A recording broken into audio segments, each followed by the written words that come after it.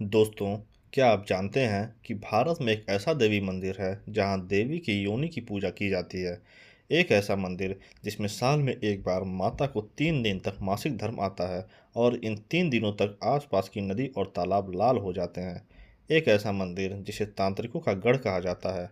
और सबसे रहस्यमयी बात, ऐसा कहा जाता है कि एक समय में यहाँ तांत्रिकों द्वारा सिद्धि प्राप्त करने के लिए नर बलि यानी इंसानों की बलि दी जाती थी।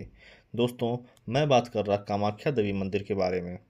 कामाख्या देवी मंदिर भारत के असम राज्य की राजधानी दिसपुर से 7 किलोमीटर दूर नीलाचल पर्वत पर स्थित है। यह मंदिर शक्ति की देवी कामाख्या को समर्पित है, जो 51 शक्तिपीठों में से एक अत्यंत प्रमुख पीठ है।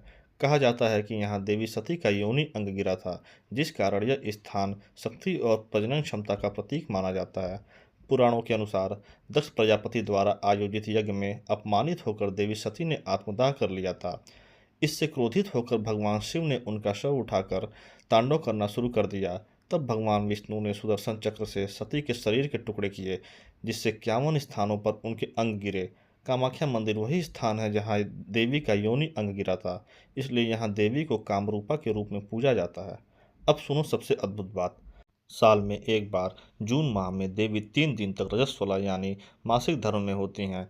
इन दिनों मंदिर के कपाट बंद हो जाते हैं और कहा जाता है कि ब्रह्मपुत्र नदी का जल स्वयं रक्तवर्ण यानी लाल हो जाता है। इसे देवी की शक्ति का चरम रूप माना जाता है। 3 दिन बाद जब मंदिर खुलता है तो लाखों श्रद्धालु देवी का आशीर्वाद लेने आते हैं।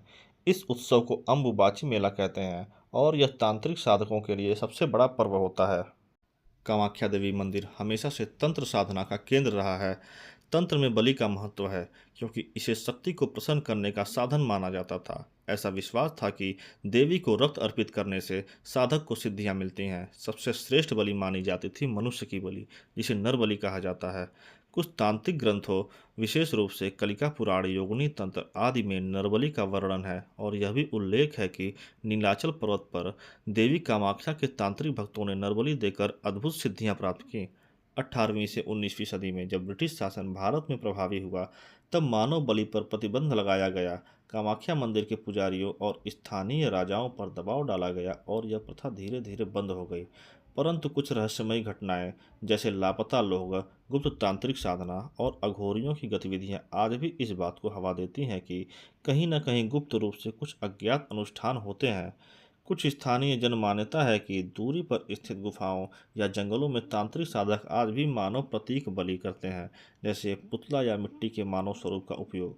परंतु काले तांत्रिक मार्ग पर चलने वाले कुछ साधकों द्वारा गुप्त नरबलि की कहानियां भी सुनने को मिलती हैं, हालांकि इनके कोई प्रमाण नहीं है। मंदिर परिसर में कई ऐसी गुफाएं हैं जिनमें आज भी गूढ़ साधनाएं होती हैं। कुछ गुफाएं ऐसी हैं जहां आज तक कोई सामान्य मानव नहीं गया। कहा जाता है वहां देवी की शक्ति इतनी प्रबल है कि कोई असमर्थ मनुष्य उसका भार नहीं सह सकता।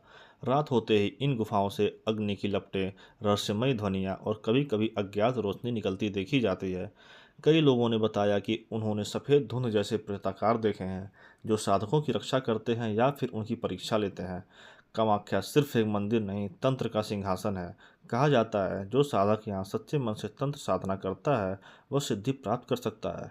कामाख्या मंदिर सिर्फ एक पूजा स्थल नहीं, बल्कि स्त्री शक्ति, प्रकृति और तंत्र का मिलन है। यहाँ पर भक्त हर साधक को देवी की उपस्थिति महसूस होती है।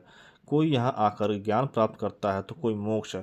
और इस मंदिर का रहस्य वह शायद कभी पूरा नहीं खुलेगा, क्योंकि शक्ति स्वयं रहस्य है और कामाख्या उसका जीवंत रूप।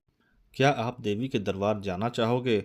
उस रहस्य को अनुभव करना चाहोगे जिसे शब्द नहीं, केवल श्रद्धा समझ सकती है? दोस्तों, अपने विचार कमेंट बॉक्स में ज़रूर बताएं। और अगर यह वीडियो पसंद आई हो तो वीडियो को लाइक और चैनल को सब्सक्राइब करना ना भूलें। मिलते हैं अगली कहानी में।